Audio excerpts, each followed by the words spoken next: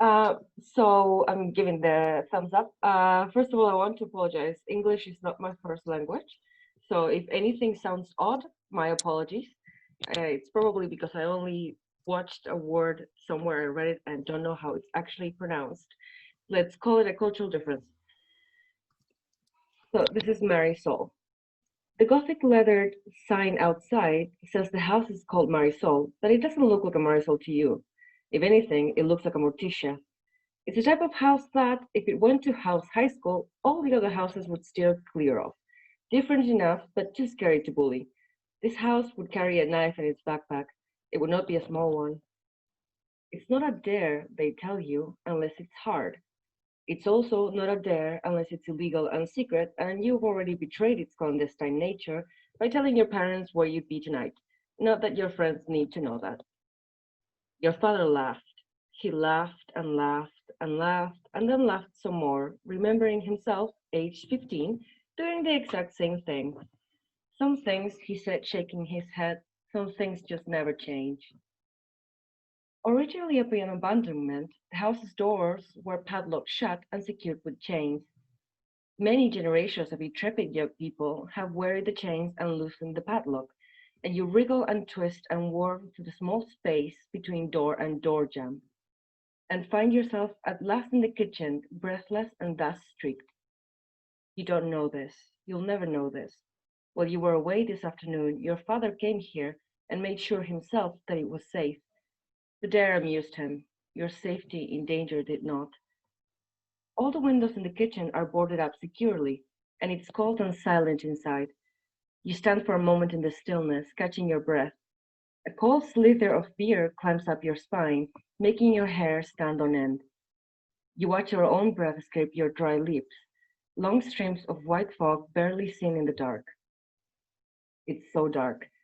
Can't see you're standing on an old and dried stain, rust red. You fish out your flashlight and turn it on. You drag the beam across the kitchen at that height, from your left to your right. The wall to your left, cabinets and a long, narrow table. The wall in front, a door into the living room, a tall wardrobe, a wine cart. The wall to your right, sink, fringe, countertop.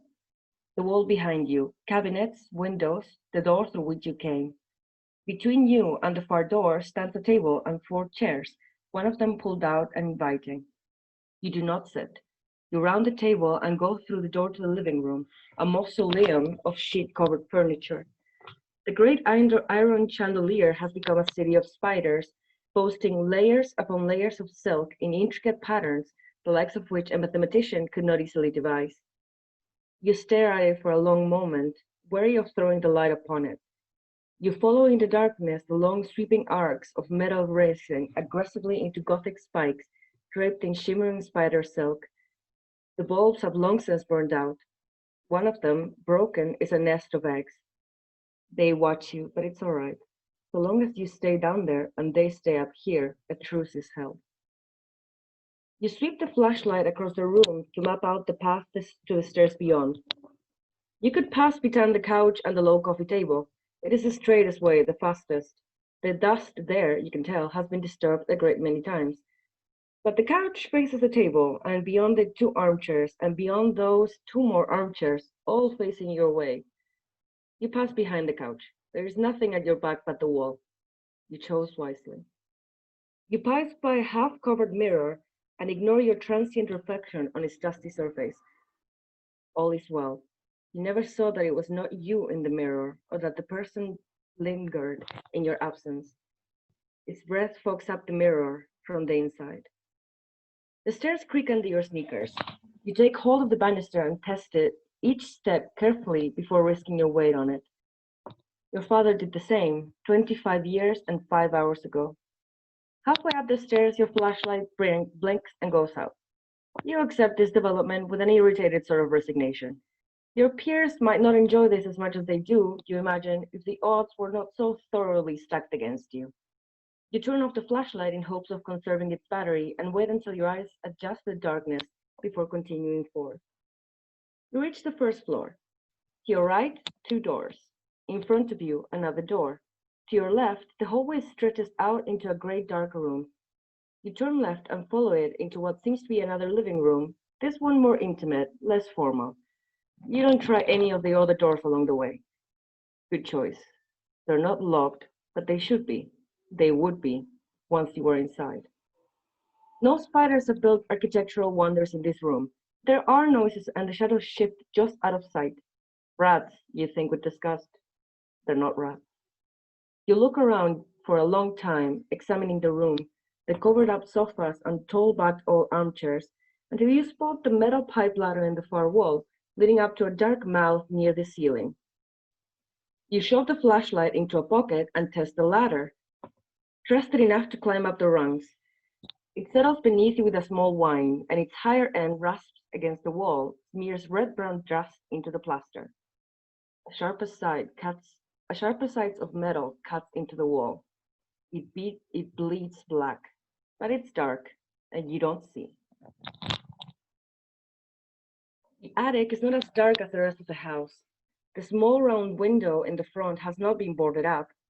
The small room is packed full of old mementos, trinkets of all sizes, camouflaged and muted by a thick grey layer of dust. As you travel through the house and the sun has set, and the shadows, long at the start, are now short and pitch black. Here is something your father doesn't know, will never know, that you went in at the close, in twilight. The death of day is the birth of night, and at the juncture the world is not one, but several. But it's all right. He'll never know. You do not pick up anything, though some things call out to you.